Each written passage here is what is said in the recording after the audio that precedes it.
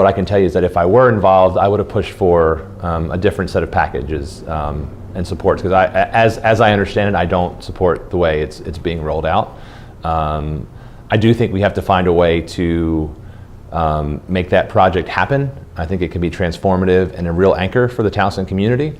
But I mean, in terms of the package itself, I think it sets a precedent that has yet to have been established in Baltimore County, and I think that you run the risk of having other developers come in and say, I need a similar set of supports, both the money up front and foregoing an additional tax revenue on top of the credits to which they're already entitled. And then I think the other question is, like, how could the county spend that money differently? If they were going to spend that money up front, we're not going to recoup it for another 10, 15, 20 or more years, depending on the credit.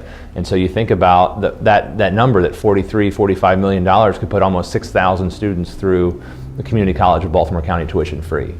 You could have all sorts of workforce development or certifications and or other types of economic development activity. So you have to balance it against all those things. And then the last thing I'd say is, I wouldn't want to see Baltimore County taxpayers be on the hook.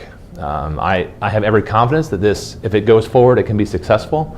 But if in the event it doesn't, I don't believe county taxpayers should be the ones who are responsible in the end. So as I understand it, and again, I wasn't involved and I don't know all of the details, I would have negotiated a way to try to make sure it happened, but not as it's being presented. That's right. I mean, I think that there are all kinds of loans and incentives, maybe looking at other avenues for tax abatement, or if there were opportunities to partner with them to find additional investors. Again, I haven't been involved in the day-to-day, but I think what Baltimore County needs is a large toolbox of economic development tools.